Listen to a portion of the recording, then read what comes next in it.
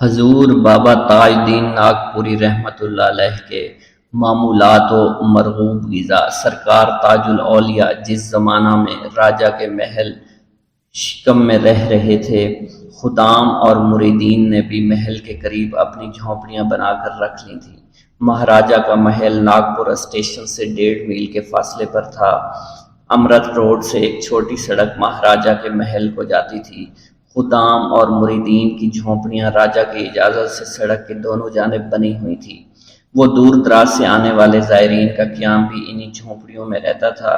شکردرہ چوراہا ہر قسم کی دکانوں سے ایسا معلوم ہوتا تھا کہ اچھا خاصا بازار ہے۔ یہ مقام ایسا ہو گیا تھا کہ ایک شہر معلوم ہوتا تھا۔ حضور جب بازار سے نکلتے تو صدائیں بلند ہوتی، حضور آ رہے ہیں۔ اس اعلان کے ساتھ ہی مٹھائی والے، پھول والے، پکوڑے بیچنے والے، بچوں کے کھلونے، چائے والے، پان والے، غرضے کے ہر قسم کی چیزیں فروخت کرنے والے آپ کے ساتھ چلتے۔ ایسا محسوس ہوتا کہ چلتا پھرتا بازار آپ کے ساتھ ہے۔ قوال حضرات بھی اپنا کلام سناتے تھے، کبھی حضور جنگل کا راستہ اختیار فرماتے، کبھی شہر کا۔ آنے والے زائرین تانگے سے اتر کر پھول اور مٹھائی خریدتے، کوئی چلتے ہوئے حضور کے گلے میں گجرے پہناتا، مٹھائی پیش کرتا۔ کبھی آپ مٹھائی تھوڑی سی اٹھا کر باقی تقسیم کر دیا کرتے تھے۔ جس مقام پر آپ بیٹھ جاتے وہیں بازار لگ جاتا۔ ناگپور شہر میں سینکڑوں زائرین اپنے عزیز و اقارب، دوست احباب کے گھر پر قیام فرمایا کرتے تھے۔ سرکار جب شہر کا رخ کیا کرتے تو سب زائرین گھروں سے نکل کر قدم بوسی کے لیے حاضر ہوتے، سرکار کے ساتھ چلتے تھے۔ آپ سواری سے شہر کی طرف نکلتے، کبھی جنگل کا رخ کرتے، جہاں آپ بیٹھ جاتے، دوپہر کا کھانا وہیں تناول فرماتے۔ کبھی آپ خود طلب فرماتے، کبھی خدام پیش کرتے۔ سینکڑوں ہزاروں افراد ساتھ ہوتے، ان کا کھانا بھی آپ کی طرف سے ہوتا تھا۔ ان میں کھانے پینے کی چیزوں کے ٹھیلے بھی لگ جاتے، لوگ وہاں سے خرید کر آپ کو پیش کر دیا کرتے۔ قسم قسم کے کھانے ہوتے، اکثر سرکار تمام کھانوں کو یکجا کرتے، کبھی کسی میں سے 1-2 لقمہ نوش فرما لیتے اور باقی تبرع تقسیم کر دیا جاتا تھا۔ دال چاول مچھلی آپ کی مرغوب غذا تھی۔ اس سلسلہ میں آپ کبھی کبھی یہ شعر پڑھا کرتے تھے: دال چاول پیڑ کا پھول، یہ نہ کھایا تو مٹی دھول۔ شروع میں آپ مدراسی ناس استعمال کیا کرتے تھے، اس عادت کو ترک کر دیا۔ بیڑی آپ شوق سے پیتے تھے۔ جب آپ پیدل نکلتے تب بھی سواری پیچھے پیچھے ہوتی۔ خدام کی خواہش ہوتی کہ سرکار گاڑی میں سوار ہو جائیں۔ کبھی آپ سوار ہو بھی جاتے اور کبھی پیدل ہی جنگل کی طرف نکل جایا کرتے تھے۔ یہاں آپ کا معمول تھا، کوئی بغیر اجازت آپ کے ساتھ نہیں آتا تھا۔ بعض زائرین سرکار کی خدمت میں 1 مہینہ پڑے رہتے اور بعض کو اسی روز ہی اجازت مل جایا کرتی تھی۔ حضرت بابا صاحب کے دربار میں بظاہر اذکار و اشفال اور وظائف کا سلسلہ جاری تھا، مگر ہر شخص کی تربیت باطنی اور تزکیہ نفس کا بڑا اہتمام کیا جاتا تھا۔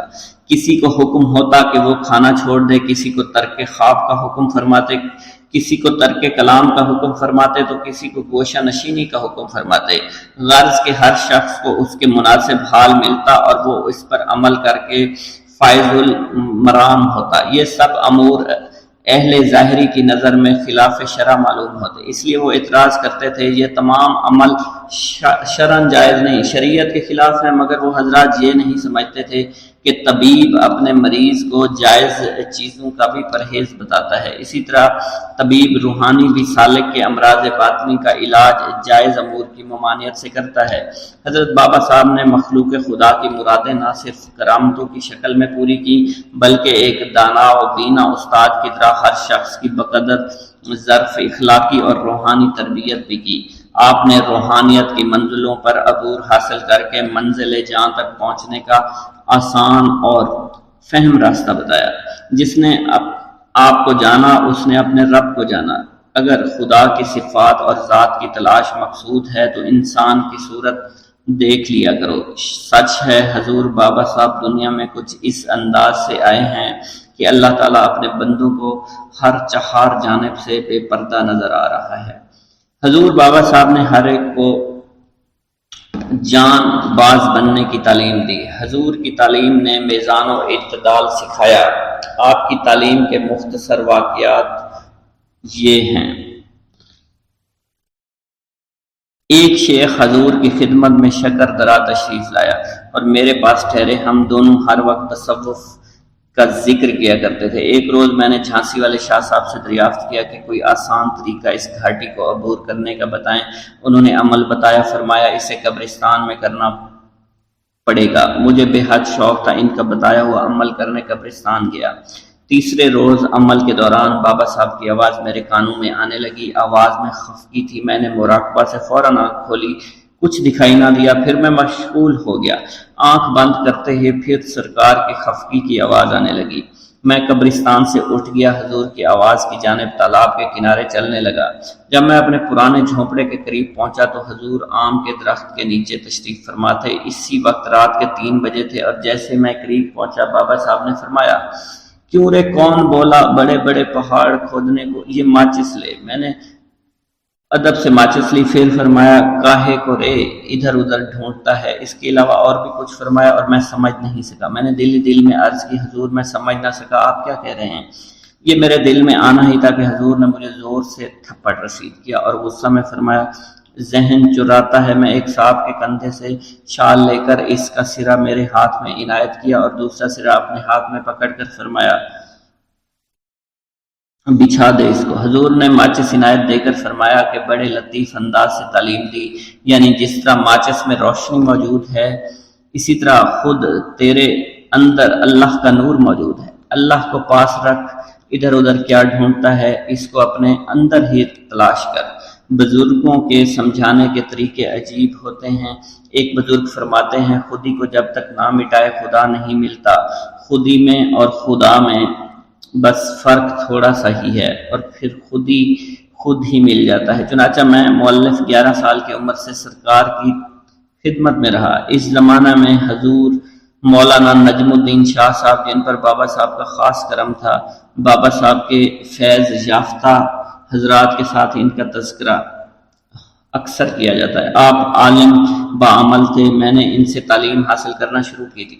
انہوں نے عربی کا قاعدہ پڑھایا تھا۔ ایک روز میں سرکار کی قدم بوسی کے لیے حسب معمول حاضر تھا۔ اس وقت سرکار نے ایک افغانی صاحب کو حکم فرمایا، کتاب لاؤ۔ وہ دوڑ کر کتاب یعنی قرآن شریف لے آئے۔ جیسے ہی میں قدم بوس ہوا سرکار نے فرمایا، کیا وقت ہے؟ میں نے عرض کیا، مغرب کا وقت ہے۔ تب حضور نے میرا دامن اپنے ہاتھ سے پھیلایا اور قرآن شریف کھول کر میرے دامن میں رکھا۔ کھلے ہوئے کلام پاک میں کچھ پیسے، کچھ چھوارے اور کنگھی رکھ کر فرمایا، اس کو لے جاؤ، کسی کو مت دینا۔ خادم حکم پاتے ہی اپنی قیام گاہ کی طرف روانہ ہو گیا۔ اپنے جھونپڑے میں پہنچ کر پیسے، چھوارے اور کنگھی نکال کر ایک صندوق میں محفوظ کر دی۔ جھونپڑے سے مجھے بلایا گیا۔ اس جھونپڑے میں شاہ صاحب کا قیام تھا۔ یہ بھی سرکار کے فیض یافتہ حضرات میں شمار کیے جاتے تھے۔ ان کے ہمراہ ایک بزرگ اخوند صاحب نے آواز دی اور کہا کہ سرکار نے جو قرآن شریف عطا کیا ہے اس کو لے آؤ۔ میں ان چیزوں کو صندوق میں رکھ کر قرآن شریف لے کر اخوند صاحب کی خدمت میں پہنچا۔ انہوں نے میرا قرآن شریف کھول کر مجھے دیا اور اپنا کلام پاک کھول کر دعا کی۔ اس دعا کو پڑھ کر مجھے حکم ہوا، پڑھو۔ میں قرآن پاک ایسے پڑھنے لگا جیسے پورا قرآن میں نے باقاعدگی سے پڑھا ہو، لیکن جب تک پڑھتا رہا رقت طاری رہی اور قاری صاحب بھی روتے رہے۔ ایک مرتبہ حسب معمول سرکار کی خدمت میں حاضر ہوا۔ جیسے ہی قدم بوسی کی سرکار نے فرمایا، بہت کھانے لگا رہے، آج سے تیرا کھانا بند، چائے پیتے اچھے رہتے۔ اجازت کے بعد جب میں اپنی جھونپڑی میں پہنچا تو اہلیہ سے کہا کہ ایک کیتلی چائے بنا لو۔ چنانچہ اہلیہ نے اسی وقت چائے چڑھا دی۔ جب میں صبح سے شام تک چائے ہی پیتا رہا، شام میں خوف کی وجہ سے حاضری نہیں دی۔ صبح حسب معمول حاضر ہوا۔ جیسے ہی قدموں میں سر رکھا حضور نے فرمایا، ہم نہ کہتے تھے بہت کھانے لگا ہے؟ صبح سے شام تک چائے پینے کے لیے کب کہا تھا؟ صرف 3 پیالی 3 وقت کالی چائے پیتے اچھے رہتے، اس کے علاوہ اور کچھ کھاتے اور نہ ہی کچھ پیتے۔ اس پر سرکار نے 30 دن عمل بتایا اور اس مجاہدے کے دوران میرے آقا نے مجھے بہت نوازا۔ ایک گاؤں کے بارے میں کہا جاتا تھا کہ جہاں قدرت کی بے پناہ نعمتیں تھیں، اللہ پاک نے وہاں کے لوگوں کو مالا مال کیا ہوا تھا، ایسی نعمتیں کہ جن نعمتوں کو دیکھ کر انسان اکثر مغرور ہو جایا کرتے ہیں۔ مگر وہاں پر کچھ مسلمان تھے، اور سب سے بڑی اور بری بات یہ تھی کہ وہاں کے تمام لوگ کافر تھے۔ وہ کفار اپنی دولت پر بہت فخر کیا کرتے تھے، کیونکہ ان میں ہر ایک انسان بہت دولت مند تھا، ہر ایک کے پاس بے بہا پیسے تھے، کسی کو پیسوں کی کمی نہیں تھی۔ وہاں کے سردار کی ایک اکلوتی بیٹی تھی جس کو سردار بے پناہ پیار کرتا تھا۔ اس سردار کی بیٹی بے پناہ مغرور، ظالم، گھمنڈی تھی۔ وہاں پر غریب لوگ صرف مسلمان ہی تھے، تمام کافر ایک دوسرے کی مدد کیا کرتے تھے، لیکن مسلمانوں کی مدد کرنے والا وہاں پر کوئی نہ تھا۔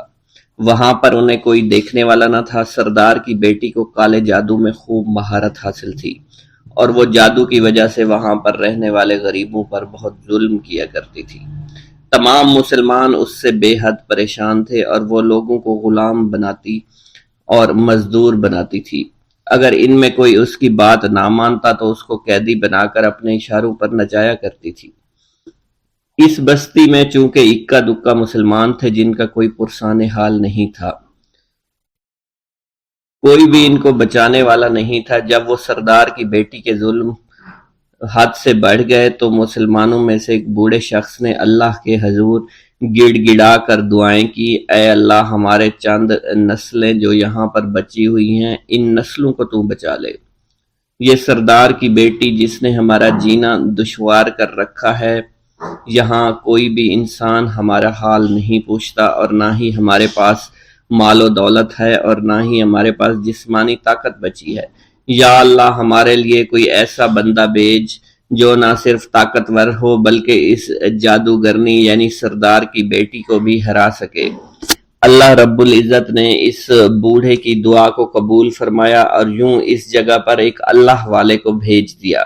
اور وہ اللہ والے ایسے ہی بستی میں داخل نہیں ہوئے، بلکہ ایک دن کچھ عجیب واقعہ ہوا۔ ان کافروں کا سردار جنگل میں سیر سپاٹے کرتے ہوئے نکلا تھا، بڑی شان سے چلتا ہوا وہ سفر کر رہا تھا۔ اچانک ایک زہریلا سانپ اس کے سامنے آیا۔ اس زہریلے سانپ نے بادشاہ کو ڈس لیا، اور وہ بے ہوش ہو کر زمین پر گر پڑا اور تڑپنے لگا۔ اس کے جو ساتھی تھے انہوں نے جب اپنے سردار کو یوں تڑپتا ہوا دیکھا اور سردار کی غیر حالت دیکھی تو کہ جسے ایک زہریلے سانپ نے کاٹ لیا ہے، تو وہ فوراً اسے اٹھا کر گھر لے آئے تاکہ اسے بچانے کے لیے کچھ کیا جا سکے۔ اس لڑکی نے اپنے باپ کی جب یہ حالت دیکھی تو اپنے آس پاس کے بڑے بڑے حکیموں کو بلایا، لیکن عجیب بات یہ تھی کہ لاکھ کوشش کے باوجود زہر نکالنے میں سارے ناکام ہو رہے تھے، اور زہر تیزی کے ساتھ اس کے جسم میں پھیلتا چلا جا رہا تھا۔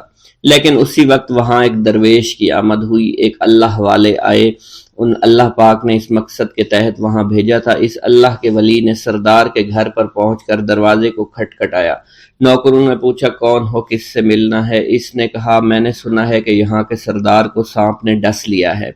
نوکر کہنے لگے کہ تمہیں کیسے پتا چلا کہ یہاں کے سردار کو سانپ نے ڈس لیا ہے؟ تم تو ہمیں اجنبی لگتے ہو، ہم نے تمہیں آج تک یہاں نہیں دیکھا ہے۔ اس نے کہا میں مسافر ہوں، اور مجھے خبر ملی ہے کہ یہاں کے سردار کو ایک زہریلے سانپ نے ڈس لیا ہے، اور کوئی بھی اس کا علاج نہیں کر پا رہا۔ نوکروں نے کہا تم کون ہو؟ اللہ والے نے کہا میں حکیم ہوں، اور میں ان کے علاج کی غرض سے یہاں آیا ہوں۔ وہ نوکر اللہ والے کی حالت دیکھ کر ہنسنے لگے، کیونکہ آپ نے پھٹے پرانے کپڑے پہن رکھے تھے اور دیکھنے سے بہت غریب معلوم ہوتے تھے۔ وہ نوکر کہنے لگے کہ اتنے بڑے سردار کا علاج کرو گے؟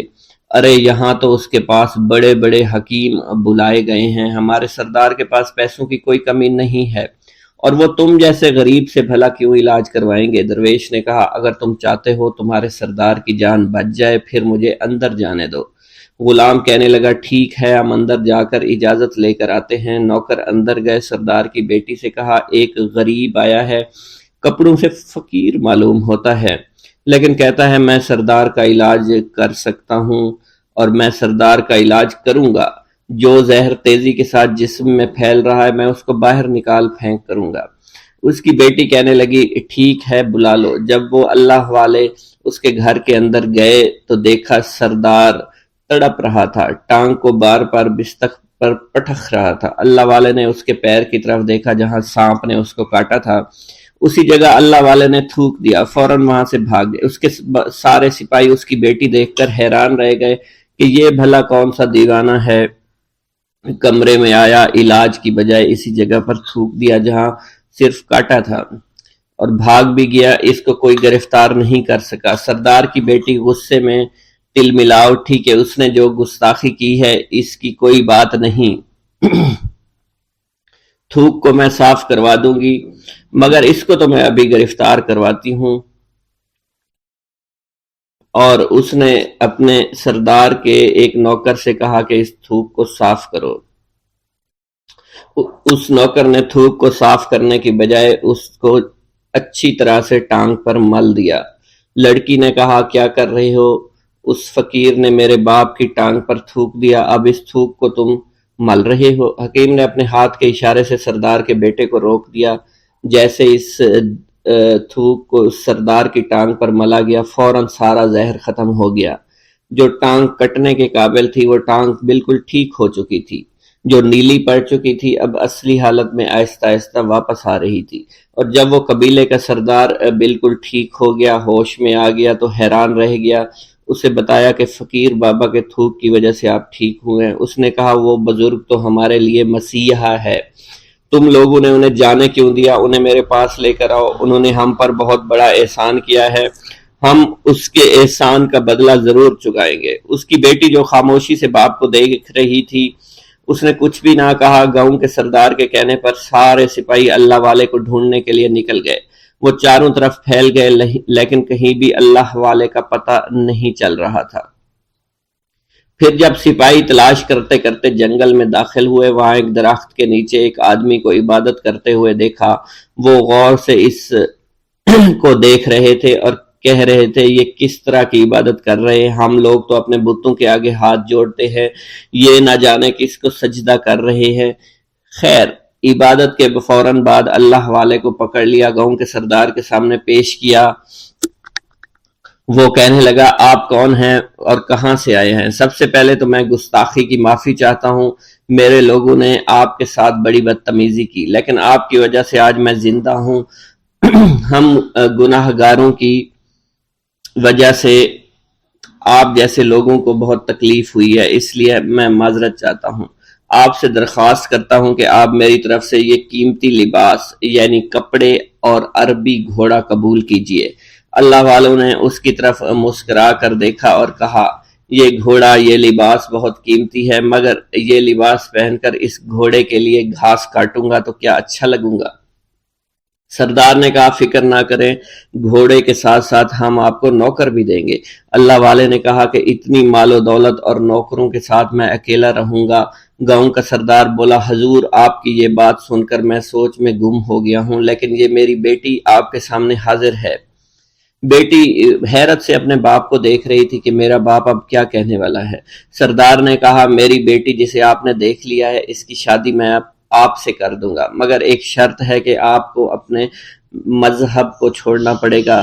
میرے سپاہیوں نے آپ کو عبادت کرتے ہوئے دیکھا ہے، جہاں تک ہمارے معمولات ہیں ہم بتوں کے آگے سجدہ کرتے ہیں اور ان کی عبادت کرتے ہیں، اور آپ جس کے آگے سجدہ کرتے ہیں وہ اللہ ہے، یعنی آپ مسلمان ہیں، اس لیے آپ کو اپنا مذہب چھوڑنا پڑے گا۔ کیا آپ ایسا کر سکتے ہیں؟ اللہ والے نے کہا کہ مجھے ایک بات بتائیے، آپ سب کچھ دیکھ رہے ہیں، آپ نے مجھے یہ بھی دعا دی کہ میری اولادیں ہوں اور آپ کی نسل آپ کی بیٹی سے چلے گی۔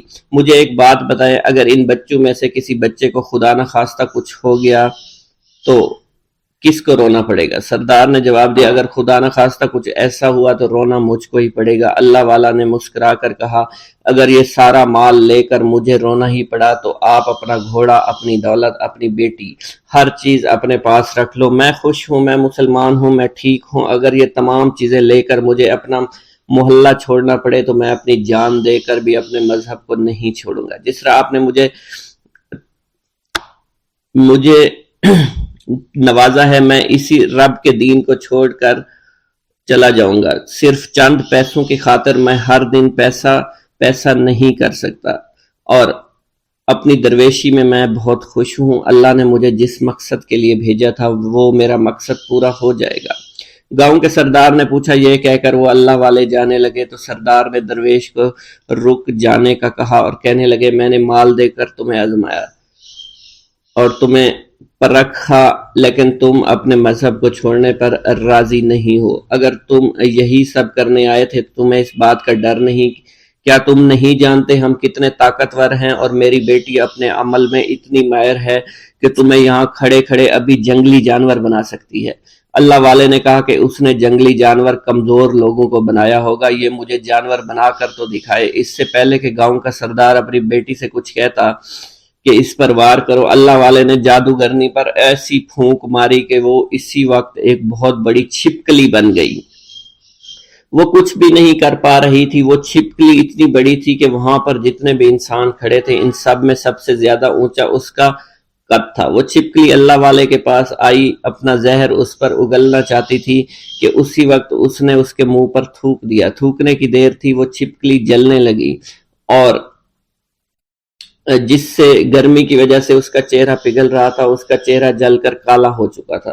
وہ مرنے والی تھی کہ سردار دوڑتا ہوا قدموں میں آ کر گر پڑا اور معافی مانگنے لگا اور کہنے لگا، حضور اس گستاخی کے لیے میں معذرت خواہ ہوں، آپ مجھے معاف کر دو، میں نے سچ میں آپ کو بہت کمزور سمجھا تھا، آپ کو آپ کا مذہب سے ہٹانا چاہا تھا۔ اگر میری بیٹی ٹھیک ہو جائے تو میں سچ کہتا ہوں یہاں پر جتنے لوگ ہیں ہم پوری کی پوری بستی مسلمان ہو جائیں گے۔ اللہ والے نے کہا کہ ہم تمہیں اپنے دین میں شامل کرنے کے لیے یہ سب نہیں کر رہے، بلکہ تم لوگ مسلمان بھائیوں پر جو ظلم کرتے ہو وہ ظلم کو ختم کرنے کے لیے ہم یہاں آئے ہیں۔ ہمارے دین میں جبر اور ظلم نہیں۔ اگر تمہارے بیٹی سے انسان بن کر سدھر جاتی ہے تو اس کو اس کی اصلی حالت میں لانے کے لیے میں خود کو اللہ کی بارگاہ میں پیش کروں گا اور دعا کروں گا۔ سردار کہنے لگا کہ ہاں میری بیٹی اصلی حالت میں اگر آ جائے تو پھر ہم کسی پر ظلم و ستم نہیں کریں گے، اور میں دل سے اپنی بیٹی کے لیے معافی چاہتا ہوں۔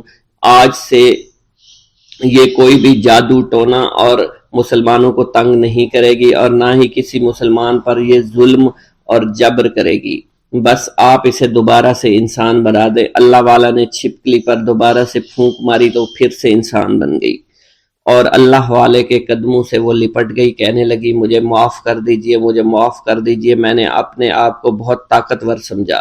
اس لڑکی کا آدھا چہرہ جل چکا تھا اور کالا ہو چکا تھا۔ وہ کہنے لگی کہ آج اپنے باپ کے ساتھ میں آپ کے دست مبارک پر مسلمان ہونا چاہتی ہوں۔ میں وعدہ کرتی ہوں کہ آج سے اس بستی پر کوئی بھی کافر کسی مسلمان کے ساتھ بدتمیزی نہیں کرے گا، زیادتی نہیں کرے گا، ظلم اور جبر نہیں کرے گا، بلکہ ہم سب یہاں مل جل کر رہیں گے اور بھائی چارے کے ساتھ رہیں گے۔ ہم سب مسلمان ہو جائیں گے اور پھر یوں اللہ والے کے ہاتھوں پوری بستی کا سردار اور اس کی بیٹی نے اسلام قبول کر لیا اور سردار نے اللہ والے سے اپنی بیٹی کا نکاح کر دیا اور پھر اس بستی میں ہمیشہ کے لیے امن و امان قائم ہو گیا۔ ایک مرتبہ شکر درہ باولی کے قریب حضرت بابا تاج دین ناگپوری رحمۃ اللہ علیہ تشریف فرما تھے۔ مغرب کی اذان ہوئی، حضور نے حکم دیا، اذان ہو گئی ہے، جاؤ۔ دوبارہ پھر فرمایا، جاؤ اللہ اللہ کرو۔ چنانچہ تمام حاضرین نے تعمیل حکم کیا۔ دوسرے روز ایک انجمن قائم ہوئی جو دربار کے تمام حاضرین کو نماز کی دعوت دیتی تھی۔ چند حضرات نے دعوت کے جواب میں کہا کہ ہم حضور کا سہارا کافی ہے۔ دوسرے روز جب یہ حضرات جنہوں نے نماز کی دعوت کو رد کیا تھا سرکار کی قدم بوسی کے لیے حاضر ہوئے تو حضور نے ان کو مخاطب کر کے فرمایا، ناخواندہ نانا میاں سرکار کے حکم سے کلام پاک بغیر استاد کے پڑھنے اور پڑھاتے تھے۔ حضور بابا صاحب فرماتے ہیں،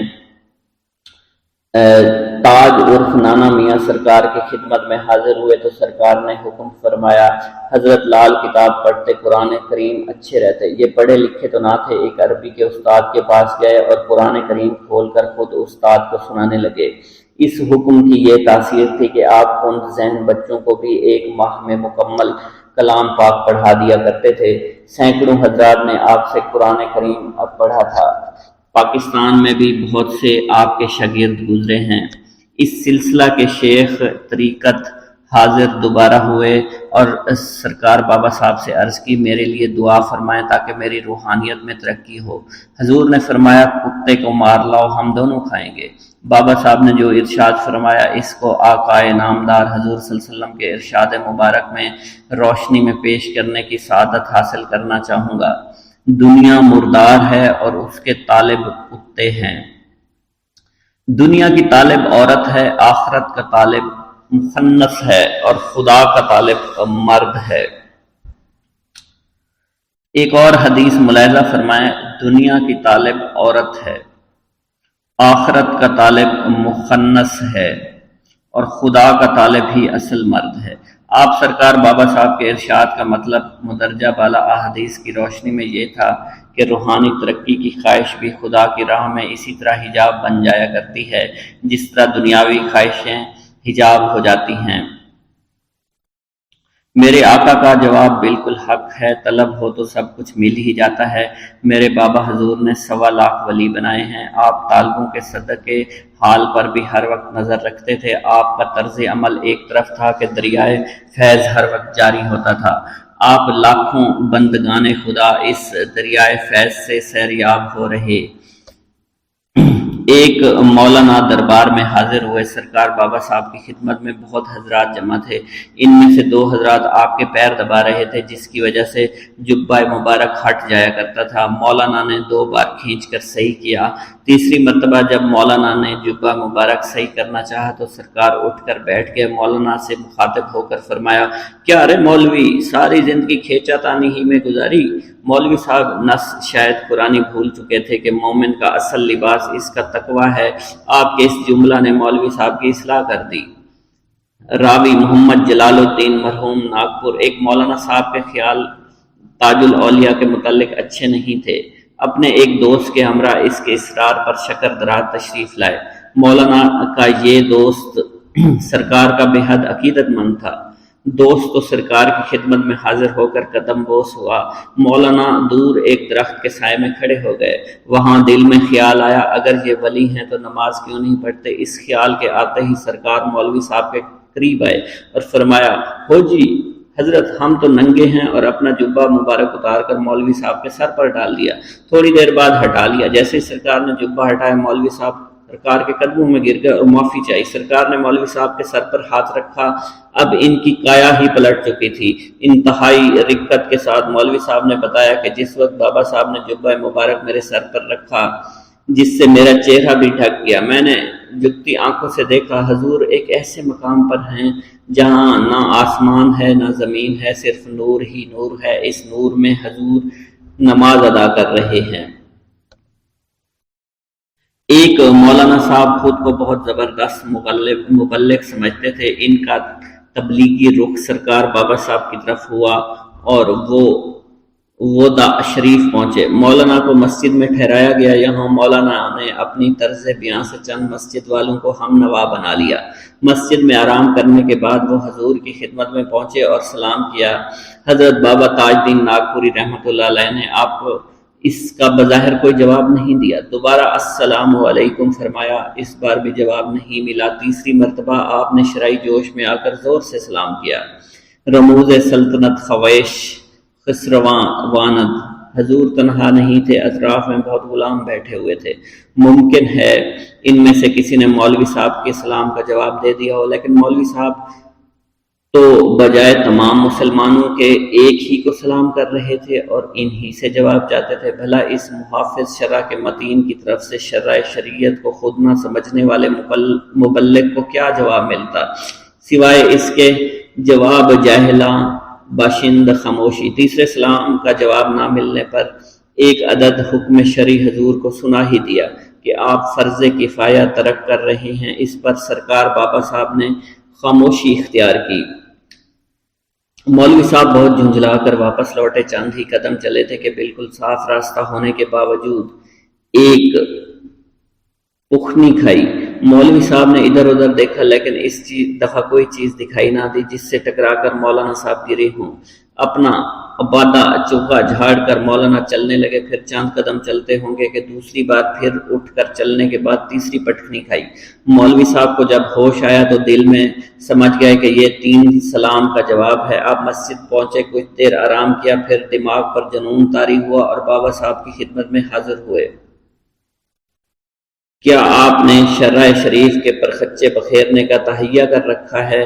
اس وقت حضور نے مولوی صاحب سے کہا، ہم نے تجھے 70 دستوں کی سزا دی۔ مولوی صاحب پھر بھی نہ سمجھے اور غصہ میں واپس لوٹے۔ رمضان شریف کے دن تھے، افطار کے وقت مسجد میں پہنچے۔ افطار میں مولوی صاحب کے علاوہ اور چیزوں کے علاوہ حلوہ جات بھی تھے۔ مولوی صاحب نے کچھ حلوہ افطار کیا اور کچھ سحری کے لیے رکھ لیا۔ سحری کھانے کے بعد مولوی صاحب نے وہ حلوہ کھایا۔ حلوہ کھانے کے تھوڑی ہی دیر بعد مولوی صاحب کو دست شروع ہو گئے اور یکے بعد دیگرے دست آنے لگے اور 70 دست ان کو آئے۔ اس وقت مولوی صاحب کی سمجھ میں آیا کہ یہ سزا ان کو حضور بابا صاحب تاج الاولیاء کی طرف سے ملی۔ 70 دستوں کے بعد مولوی صاحب کی حالت خراب ہو چکی تھی۔ سرکار بابا صاحب تاج الاولیاء نے اپنے فرمان کے مطابق کالے تاج الدین کے پاس صابن بہت ہے۔ مولوی صاحب کا باطن جو ظاہری علم کے غرور سے مقدر ہو گیا تھا، اس کو دھو کر مولوی صاحب کو سمجھا دیا۔ عاشقان راشد مدرس ہوئے دوست، علم و دین ہر دو حجاب روئے اوست۔ عشق آمد عقل آ وارہ شد، صبح آمد شمع و بیچارہ شد۔ مولانا قاضی نور احمد ضلع چاندہ سے حضور کی خدمت میں تشریف لائے۔ یہ اہل حدیث غیر مقلد تھے۔ حاضر ہونے کا مقصد تصدیق واقعات تھا۔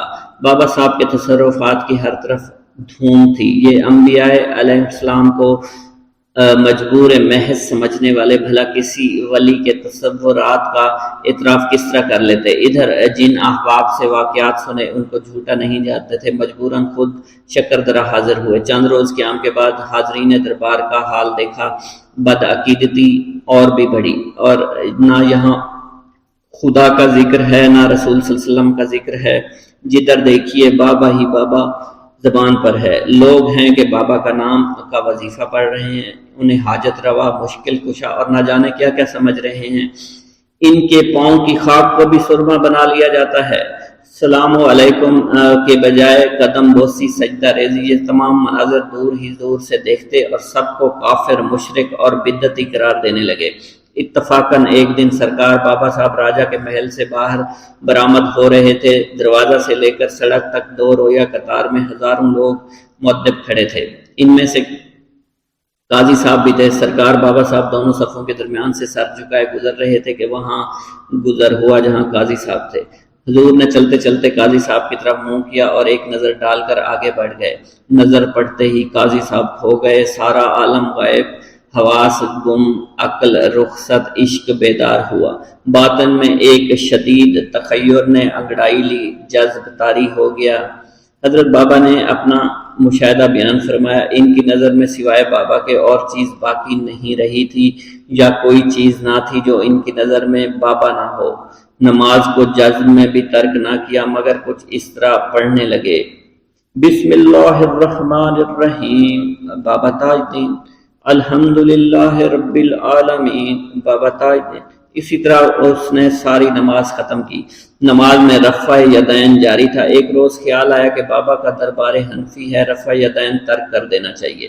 چنانچہ حضرت بابا یوسف شاہ صاحب سے مشورہ کیا۔ آپ نے فرمایا آپ کے رفع یدین پر درباروں کے بہت سے لوگوں کو اعتراض ہے، چنانچہ رفع یدین ترک کر دیا۔ اسی دن بابا یوسف صاحب تاج الدین کے ہمراہ سرکار کی خدمت میں حاضر ہوئے۔ جیسے ہی یہ دونوں حضور کے سامنے پہنچے، حضور نے بابا صاحب تاج الدین کو مخاطب کر کے فرمایا، فضل رسول پر اعتراض نہیں کرتے؟ حضرت پھر قاضی صاحب کو حکم دیا، ہمیشہ کی طرح نماز پڑھتے گڑبڑ نہیں کرتے، نہیں تو ہڈی توڑ دیتا ہوں۔ اس حکم کے بعد قاضی صاحب نماز حسب معمول پڑھنے لگے۔ چند روز اپنی تربیت میں رکھنے کے بعد بابا صاحب نے ان کو گھر جانے کی اجازت دی۔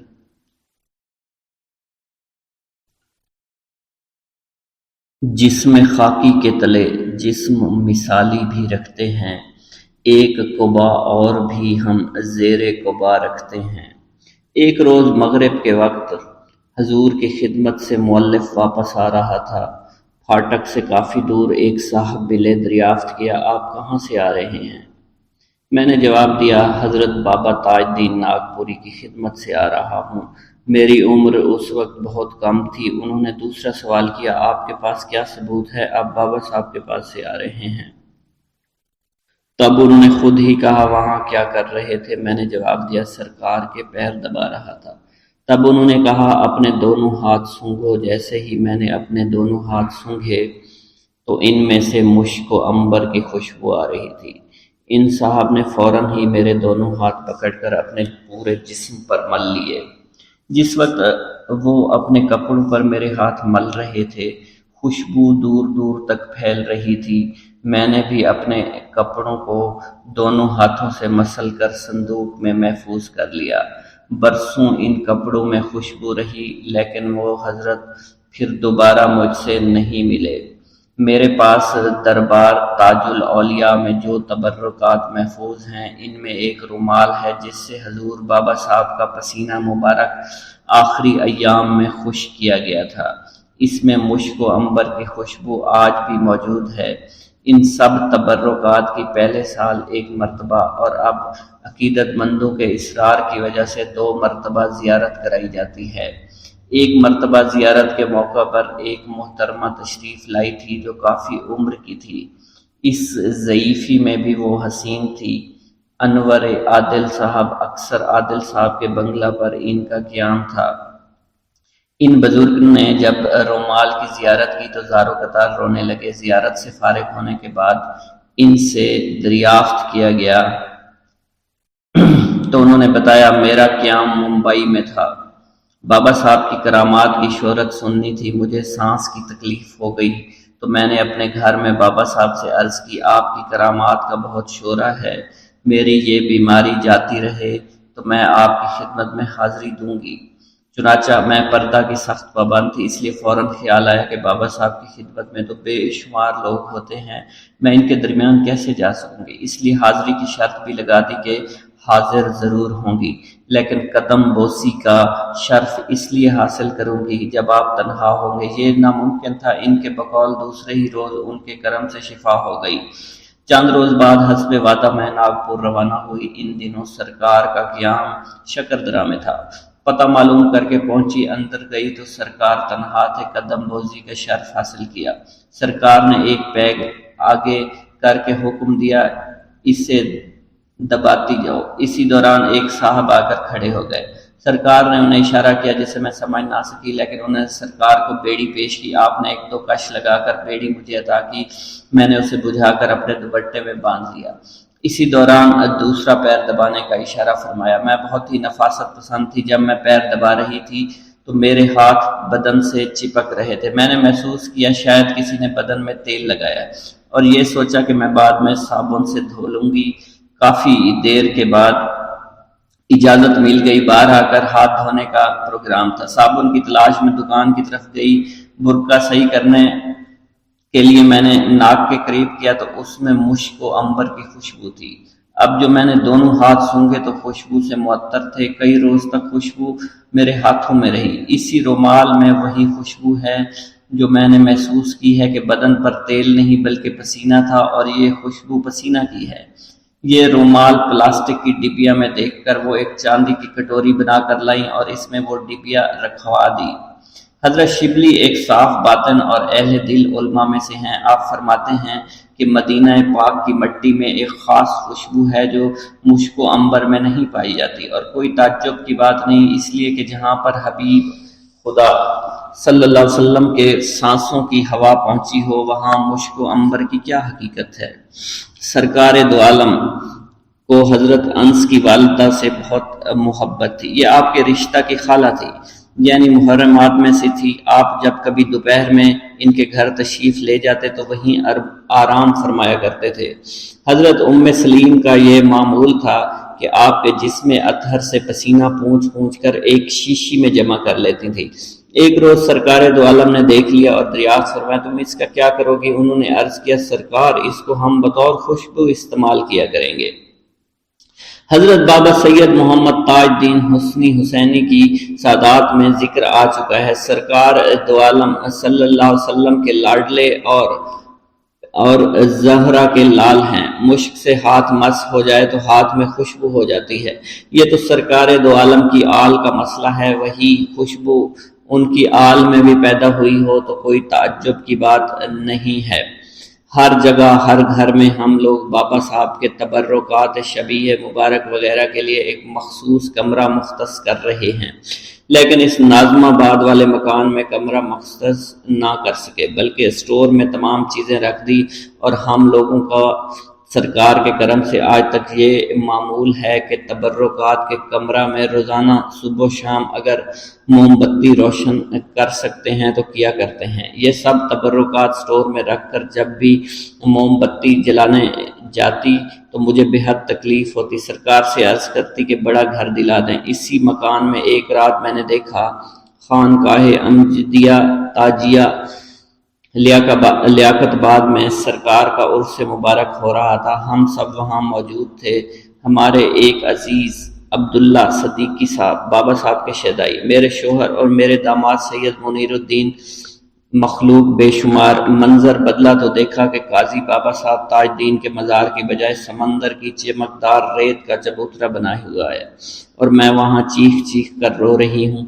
یک اس چبوترے پر قاضی بابا صاحب اور سرکار بابا صاحب کو دیکھا۔ بابا صاحب تھوڑا آگے اور قاضی صاحب ان کے پیچھے تھے، اور میں نے ان کے چلانے کی آوازیں بھی سنی اور یہ بھی سنا صبر کرو، لیکن ان کے اشارے کے بعد میں اور بے قرار ہو کر چیخنے لگی، عرض کرنے لگی کہ اب صبر نہیں ہوتا۔ فوراً ہی سرکار تاج الاولیاء نے بھی صبر کا اشارہ ہاتھ سے کیا۔ چنانچہ میں بے قابو تھی، سرکار سے عرض کیا میرے لیے اب صبر ممکن نہیں۔ اس پر سرکار نے پھر دونوں ہاتھوں سے صبر کا اشارہ فرمایا اور کنیز کو بلایا اور اس گناہگار کے چہرے کے کئی بوسے لیے۔ سرکار کے بوسہ لینے کی وجہ سے بے حد مسرت ہوئی، اور پھر میں دوڑتی ہوئی محفل میں گئی جہاں بے شمار مخلوقات تھی، اور ان کے سامنے چیخ چیخ کر بتانے لگی کہ میرے سرکار نے بوسہ لیا ہے۔ سب لوگ میرے قریب آ کر میرے منہ کو سونگھتے اور خوشبو کو محسوس کرتے تھے۔ حضرت فرید خان صاحب فرماتے ہیں حضور جن دنوں واقعی شریف کے جنگل میں ایک بنگلہ پہ تشریف فرما تھے، میں دروازہ کھول کر اندر داخل ہوا۔ دو قوال اپنا کلام سنا رہے تھے اور سرکار سکون سے سن رہے تھے۔ اس مصرع کی تکرار جاری تھی، بھر بھر جام پلا دے ساقی، بھر بھر جام پلا دے ساقی۔ قوال معمول سا تھا مگر قوالی کی کیفیت غیر معمولی تھی۔ مجھ پر خاص اثر تھا۔ میں نے اپنے دل سے کہا بابا کا میخانہ تمام دنیا پر کھلا ہے، ساری دنیا فیض یاب ہو رہی ہے، کاش مجھے بھی کوئی جام عطا کر دیتا۔ یہ خیال میرے دل میں آنا تھا کہ یک منظر ہی بدل گیا۔ خادم نے پانی کا گلاس حاضر کر دیا۔ ساری دنیا فیض یاب ہو رہی تھی، کاش مجھے بھی کوئی جام عطا ہو چکا ہوتا۔ خادم نے پانی کا گلاس حاضر کیا۔ آپ نے ایک دو گھونٹ پی کر میری طرف بڑھا دیا۔ میں گلاس لینے کے لیے بڑھا مگر دل میں کہا جذب نہیں، سلوک چاہتا ہوں۔ آپ نے ہاتھ واپس کھینچ لیا اور خود پینے لگے۔ میں نے شرمندہ ہو کر پھر دل میں جام طلب کیا۔ آپ نے گلاس پھر میری طرف بڑھا دیا، لیکن میں نے وہی دل میں کہا جذب نہیں، سلوک۔ پھر آپ نے ہاتھ کھینچ لیا۔ اسی طرح تیسری مرتبہ گلاس میری طرف بڑھایا مگر بدقسمتی نے میرا ہاتھ نہیں چھوڑا۔ خیال آتے ہی حضور نے گلاس کو زمین پر زور سے دے مارا، قوالوں کو ڈانٹا، ڈھولک کے ٹھوکر مار دی۔ حضرت نظام الدین محبوب الہی فوائد الفوائد کے صفحہ نمبر 37 میں فرماتے ہیں سما مرد کے واسطے کسوٹی ہے۔ ایک جگہ مصنف حضرت امیر سنجری نے لکھا ہے کہ ایک حاضری میں نے حضرت محبوب الہی سے عرض کیا یہ دل شکستہ خود اپنے کام میں حیران ہے، لیکن جب راگ سنتا ہوں رقت راحت حاصل ہوتی ہے، اور مخدوم کے سر کی قسم کھا کر کہتا ہوں کہ اس وقت دل ہوائے نفس دنیا اور اہل دنیا سے فارغ اور خالی ہے۔ حضور لال محل میں تشریف لا رہے تھے۔ شہزادی بائی بار کھڑے ہو کر ساز پر یہ کلام پڑھ رہی تھی، مدینہ میں مورا پیا بالا رہے بالا ہے، متوالا رہے متوالا ہے۔ حضور محل سے باہر تشریف لے آئے اور شہزادی بائی کو حکم دیا کہ اس کو پڑھو۔ اس کی تکرار پر آپ پر وجدانی کیفیت طاری ہو گئی۔ آپ نے اس کیفیت میں جبہ مبارک کی دھجیاں کر دی اور حضور سے فرمایا کھڑے ہو جائے۔ شہزادی بائی سے فرمایا پڑھتی رہو۔ تمام حضرات جو موجود تھے سرکار کو روپیہ نظر کر رہے تھے۔ ایک عورت نے اپنی ایک کان کی بالی پیش کی جسے قبول نہیں فرمایا، اس پر ہاتھ مار کر گرایا اور فرمایا سب کی جیب خالی ہو گئی، اب بڑے صاحب کے بینک سے اسے عطا کریں۔ چنانچہ آپ نے ہر بار 10 روپے نظر کیے اور ہر نوٹ پر فرماتے یہی پڑھو۔ اس کی تکرار 1 گھنٹہ رہی۔ آپ کے حکم سے جب کلام بند ہوا تو شہزادی بائی کے پاس حضور کے عطا کردہ 500 روپے ہو چکے تھے۔ اس کے علاوہ سرکار تاج الدین مدرجہ ذیل نعت شریف کے اشعار اور مناجات بھی پڑھا کرتے تھے۔ مرحبا سید مکی مدنی العربی، دل و جاں باد فدایت چہ عجب خوش طبعی۔ لیکن اس شعر کے آخری مصرع کو یوں پڑھتے، چہ عجب بے عجبی۔ شیخ سعدی رحمۃ اللہ علیہ کی یہ نعت سن کر اکثر پڑھا کرتے تھے۔ ایک روز حضور خلاف معمول لال محل میں داخل ہوئے اور 3 دن تک باہر تشریف نہیں لائے اور اندر بھی کسی کو داخل ہونے کی اجازت نہیں تھی۔ 3 دن میں تو ہزاروں حاجت مندوں کا محل کے باہر ہجوم جمع ہو گیا۔ حضور جو حاضر تھے حضور کی اجازت سے ہی واپس چلے جاتے تھے۔ اکثر حضور اجتماعی طور پر فرما دیتے تھے کہ جاؤ سب کی مرادیں پوری ہوں گی۔ اسی طرح لوگ آتے اور چلے جاتے تھے اور پروانے اکٹھے ہونا شروع ہو گئے۔ وہاں 3 دن تک سرکار کا دیدار نہ ہوا تو حاجت مندوں کا اور پروانوں کا کیا حال ہوا ہوگا۔ ان حاجت مندوں میں ایک لچھی بائی طوائف بھی آئی تھی۔ اسے مدراس والوں نے ایک پروگرام کے لیے بلایا تھا جس پر اسے کافی رقم ملنے کا امکان تھا۔ سرکار میں کی خدمت میں حاضر ہوئی تھی کہ باعزت طریقہ پر پروگرام ہو جائے گا۔ پروگرام کی تاریخ مقرر تھی۔ یہاں آئے ہوئے 3 روز گزر چکے تھے اور 3 روز کے اندر اسے مدراس واپس پہنچنا تھا۔ حضور کے باہر تشریف لانے کے بظاہر کوئی آثار نظر نہیں آ رہے تھے۔ لچھی بائی بے حد پریشان تھی، بغیر اجازت جانا بھی ٹھیک نہیں تھا۔ چنانچہ وہ حضرت حکیم نعیم الدین صاحب تاجی کی خدمت میں پہنچی، ان سے اپنی پریشانی کی تفصیل سنائی۔ حکیم صاحب نے مشورہ دیا کہ تم محل کے نیچے بیٹھ جاؤ اور نعت پڑھنا شروع کر دو۔ یہ بات اس کی سمجھ میں آ گئی۔ دیدار کے لیے بے قرار تو تھی ہی، اپنے سازندوں کے ساتھ ایک خاص انداز میں نعت شریف شروع کی۔ کوئی نہ ہی دیکھت چلے آؤ پیارے، اندھے مورخ تو کاکا دیکھی ہیں، دیکھت ہیں تو اس کا دیکھن ہارے، چلے آؤ پیارے چلے آؤ پیارے۔ میم کی گھونگھٹ والا مصرع پورا بھی نہیں ہو پایا تھا کہ حضور لال محل کی اٹاری میں تشریف لائے۔ حاضرین یہ محسوس کرنے لگے کہ ابھی ابھی 14ویں کا چاند بادلوں سے نکل آیا ہے۔ حضور کو دیکھتے ہی مجمع میں خوشی کی لہر دوڑ گئی۔ لچھی بائی نے اسی مصرع کی تکرار جاری رکھی۔ حضرت بابا تاج الدین ناگپوری اسی تکرار پر ہی نیچے اتر آئے، رقص کرنے لگے۔ میرے آقا کے عشق رسول کا یہ معاملہ تھا۔ اسی کیفیت و سرور میں تمام حاجت مندوں کے مرادیں پوری ہوئیں اور لچھی بائی بھی اپنے پروگرام کر کے مدارس روانہ ہو گئی۔ تجھی کو دیکھنا تیری ہی سننا، تجھی میں گم ہونا، حقیقت معرفت اہل طریقت اسی کو کہتے ہیں۔ تیری الفت میں تڑپتے ہیں رواں ہیں اشک ہر صبح، ڈس لیا ہے محبت کے سانپ نے جگر کو، نہ اس کا کوئی علاج ہے نہ ہی طبیب ہے کوئی، دیدار ہی میرے حبیب کا بس اتارے زہر کو۔ یہ سن کر حضور بابا تاج الدین ناگپوری رحمۃ اللہ علیہ کی کیفیت عجیب ہو گئی، جس کی وجہ سے آپ کے کندھے سے چادر مبارک نیچے اتر گئی۔ حضرت بابا صاحب انتہائی درجہ رحم دل اور غریب پرور تھے۔ ہر ایک کے ساتھ ہمدردی اور حاجت روائی آپ کا شعار تھا۔ جو تعلیم آپ عام لوگوں کو دیتے تھے اس پر آپ خود بھی عمل فرماتے تھے۔ مثلا آپ کی تعلیم میں خصوصی طور پر کم کھانے کی تلقین ہوئی۔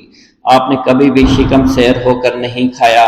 کم سونے کے لیے لوگوں سے فرماتے کہ اس کے بعد آپ دن رات چند ساتوں سے آپ زیادہ آرام نہ کیا کریں۔